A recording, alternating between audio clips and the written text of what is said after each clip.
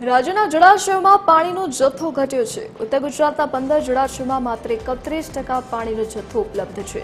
સૌરાષ્ટ્રના 141 જળાશયોમાં 30.39% પાણી ઉપલબ્ધ છે। કચ્છના 20 જળાશયોમાં 29.8% પાણીનો જથ્થો છે। પાણી પુરવઠો ઘટતા આગામી સમય માટે ચિંતાનો વિષય બન્યો છે।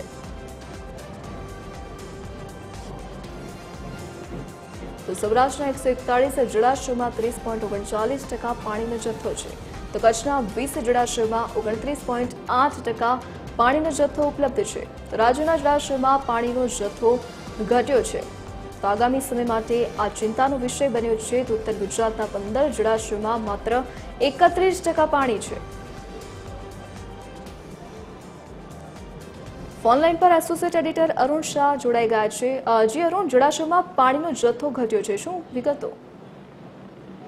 ખાસ કરીને જળાશયોની જો સ્થિતિ જોઈએ તો હાલના તબક્કે કહી શકાય કે ઉનાળો ચાલી રહ્યો છે અને અત્યારના જે ઉનાળાની મોસમમાં જે ગરમી પડી રહી છે, ખાસ કરીને કમોસમી વરસાદ ચોક્કસ રીતે વરસી રહ્યો છે, પરંતુ અત્યારની જે પરિસ્થિતિ છે તેના સંદર્ભમાં જોઈએ તો ગરમી જે રીતે પડી રહી છે અને તેના સંદર્ભમાં જળાશયોની સ્થિતિ જોઈએ તો જળાશયોના તળ ઓછા થતા ગયા છે। એટલું જ નહીં પરંતુ તળિયા ઝાટક થતા ગયા હોવાની માહિતી પણ પ્રાપ્ત થઈ છે।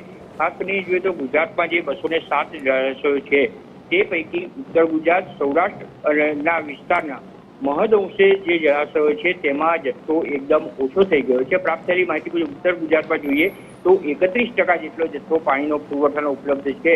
પરિણામે કહી શકાય કે આ વખતે સૌથી વધુ જો પાણી તંગી પડે એવી જો સમસ્યા સર્જાય તો તેના સંદર્ભમાં જો વરસાદનો જો સરેરાશ જે વરસાદ છે તે પણ ન જળવાય તો ચોક્કસ રીતે ઉત્તર ગુજરાતમાં વધુ વિકટ પરિસ્થિતિ થાય। ઉત્તર ગુજરાત પછી બીજા નંબર ઉપર જોઈએ તો સૌરાષ્ટ્રના જળાશયો છે તેમાં પણ હાલના તબક્કે જોઈએ તો જે પાણીનો પુરવઠો હોવો જોઈએ તેના કરતાં માત્ર ને માત્ર 29% જેટલો પાણીનો પુરવઠો છે। પરિણામે કહી શકાય કે સૌરાષ્ટ્રમાં પણ પાણીની વિકટ સમસ્યા સર્જાય એવી પરિસ્થિતિ છે। પરિણામે ચોક્કસ રીતે કહી શકાય કે આગામી સમયમાં જે રીતે ચોમાસું હવે કેવું રહેશે તેના પર સૌથી વધુ આશા રહેશે। જો ચોમાસામાં વરસાદ સારો નહીં રહે તો ચોક્કસ જે આગામી સમયમાં અને ખાસ કરીને ઉનાળા પછી જે જળાશયમાં જે પાણીની પરિસ્થિતિ અને તેમાં પણ પીવાના પાણીની પરિસ્થિતિ વિકટ બને એવી પૂરી સંભાવના પ્રવર્તે છે। જી અરુણ, વિગત બદલ આપનો આભાર।